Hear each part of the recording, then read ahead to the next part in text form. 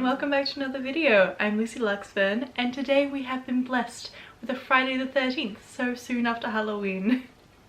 Now I'm obviously pretty into anything that gives off a soft, spooky vibe, so I'm pretty into Friday the 13th and also black cats, in case you couldn't tell. Isn't that right, baby? You're so beautiful. Yeah. So today I busted out some winged eyeliner. I've got my bat sleeve shirt that I got like a decade ago. It's so soft. And today I'm talking about my favorite spooky boys, bats. So I'm here to talk about a very specific type of bat found here in Australia, and it's an endangered species called the southern bentwing bat. So these bats are microbats, and their head and tail only measure between 52 and 58 millimeters, and they weigh a teeny tiny 15 grams. So these bats are insectivores and can consume half their body weight in insects every night. They use echolocation like most bats do to find food, and generally use their mouths to catch food, but can also use their wings to net prey and snack mid-flight. So they get the name bentwing because the third finger of their wing, the last bone, is 4 times longer than the last bone of their middle finger, so it gives the wing a little bent appearance. Oh, it's so cute. So these little ones are usually found in southeastern South Australia and Western Victoria, usually in caves and mines.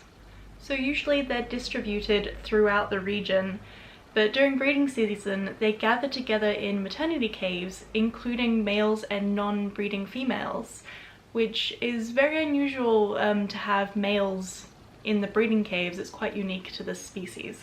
So these bats congregate in such big groups because they require quite a high temperature and humidity for the development of their pups, and being in such a big group in a small area helps it warm up. And there's been temperature changes recorded as high as a 10 degrees Celsius difference, so it obviously works. So females reach sexual maturity around a year old, but can live up to 22 years.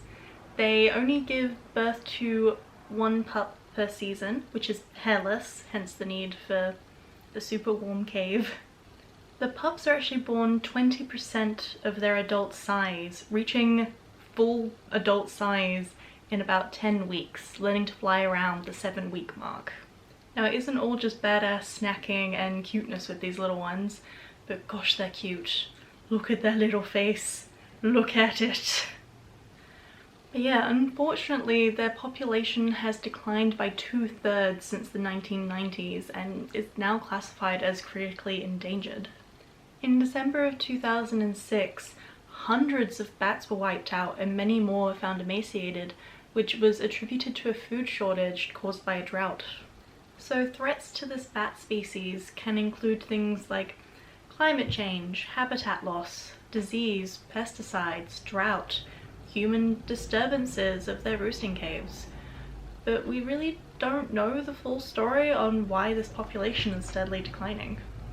It seems a big issue when coming up with a conservation plan is that bats are a pretty understudied group. In regards to like how logging has affected wildlife, it's mainly possums and gliders that have been studied. So we really don't know how to help because they're so understudied. So the maternity caves are protected and do have a long-term environmental plan in place. There were attempts a while back to add gates to the cave to allow in bats but prevent foxes and cats from coming in, but that failed because the bats just avoided the caves with the gates, which is a shame. So Zoos Victoria actually have an action plan that they want to put in place, which would involve restoring the land around the maternity caves to improve food availability. But that is expensive. And honestly, environmental rehabilitation is hard work, so I'm sure they'll appreciate any support they can get. So that was the end of the video. I'm thinking of calling this segment like Research Rabbit Hole because That's what it feels like when I deep dive onto these random subjects, because oh boy, the tangents. The tangents. Now I hope you enjoyed your Friday the 13th. Remember to take care of others and yourself, and I'll see you next time. So usually they're distributed. So like trying to, wow, the cat's opening the door. I didn't know you could do that. My cat just learned how to open a sliding door.